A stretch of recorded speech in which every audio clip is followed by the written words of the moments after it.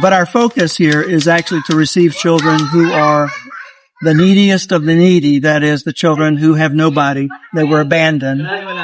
They were, I want to take care of them. yeah, surrendered or abandoned.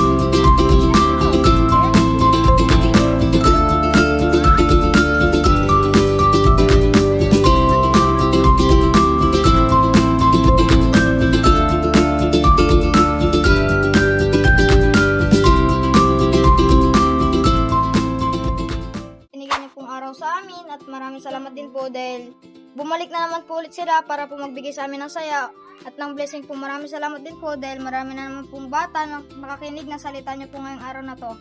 Pagpalain niyo pong araw na to, Diyos name, Amen. Do you love Jesus? Deep down in my heart. Yes, I love Jesus.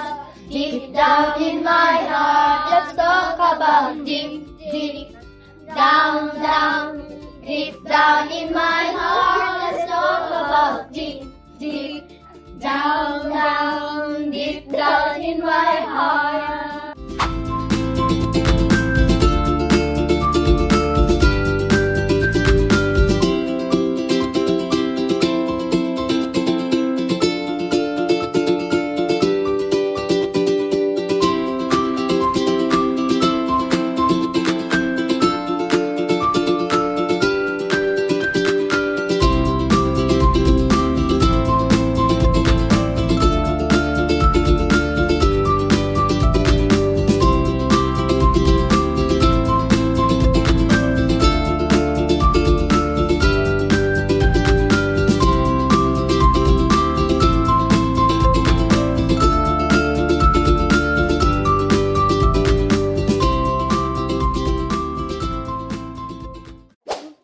Aside from us visiting you guys, we are here also to celebrate the special occasion for our celebrants. Birthday to you, happy birthday, happy birthday, happy birthday to you.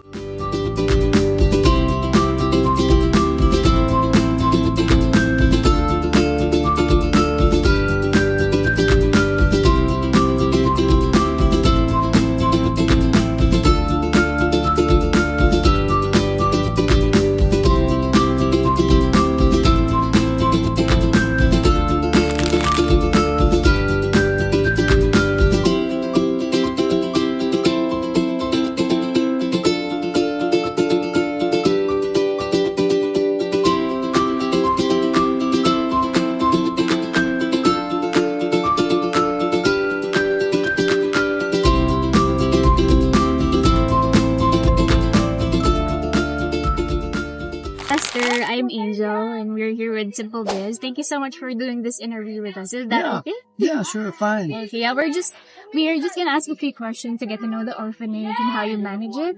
So, I think all of us would like to know how you started the orphanage and what was your vision or mission for the orphanage. Well, I guess when we first came to the Philippines, our main ministry at that time was a church plant. So we started the church in the town there. And about 13 years ago, we started the orphanage. But maybe a few years prior to that, we had been praying about starting one. Every time we checked into the what you have to do, we got discouraged because we heard stories from different people here who had done it.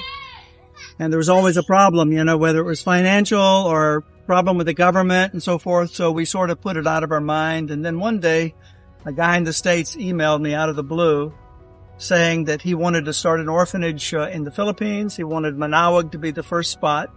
And he asked us if we could, he had seen our website and he wanted us to see if we could manage it for him.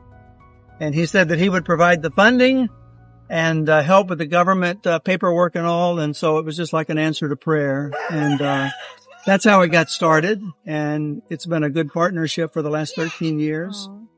And so they have a foundation that's trying to start different orphanages here in the Philippines. Why did you choose it? Like, what made you do it? Or is there like a calling or, Yeah, I mean, as a Christian minister, of course, we want to make sure that our ministry is biblical. In other words, it's doing the things that a ministry is supposed to do. So obviously in the Bible, the one thing that is emphasized several times in the Bible is the care for orphans and widows. And we don't have so many widows, but orphans, there seems to be quite a few. And so we prayed about it, and the Lord just opened the door in His timing, and so it's really been a blessing ever since we started it. So 13 years ago, right? How many 13. Kids were you helping out during that time? And now? Well, the first one was, I don't know if you've met Philip. Yes. Yeah, Philip was the first one that was given. When we started, we didn't have a building yet, but when we started,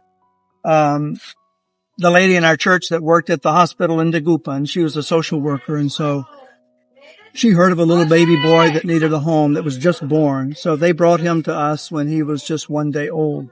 Oh, okay. Yeah, he was 1 day old. And so he stayed here for several years being cared for. At that time, we didn't have a big staff, but si Tessie is the one who cared for him when he came. And so eventually, she adopted him. Aww. And so now he's, his name is her name. But our focus here is actually to receive children who are the neediest of the needy. That is, the children who have nobody. They were abandoned. They were, to take care of them. Yes, surrendered or abandoned. And so that's really, so most of the kids, all the kids who are here, they came as an infant. Because typically that category is, it's an infant newborn. And so that's where most of them have come from. If you're in Manila, you've got endless number of children. Yes. But Even here in the Region streets, 1, we're limited by Region 1 because we're at accreditation level 1. And so I think that's a regional restriction, pretty much. And so here in the province, there's not as many homeless kids or abandoned kids as there would be in Manila or Cebu. But, the Lord has brought quite a few our way, and we're just thankful that we can care for them. Amen. Thank you so much, Lord, Yeah, for that. And we wanted to know as well, how do you prepare for adoptions? Do you do profiling with parents who would like to adopt, and how do you start with that process? Well, the way that works here in the Philippines is, and they've recently changed the laws here. And so it used to be, you had to go hire a lawyer and go through a judge if you were going to adopt. And now they've removed the judicial aspect, and it's just where you deal, the adoptive parent would deal only with the DSWD. And so our social workers, of course, when a kid is available to be adopted, they have no family, in other words, then they start the process of pursuing or getting all the paperwork in line for what's called the CD-CLA, the certificate that declares the child legally available for adoption. And so that's the goal, is to get that paper. Once that paper is achieved, then the regional office will start the matching process to find the parents who've applied and the children who are available, and they try to do their best to match. Most of the kids that have been adopted here were here for years, with the exception of AJ. He was only here for, I think, 2 years at the most. about 2 years. But the other kids that were adopted were, quite a while they were here.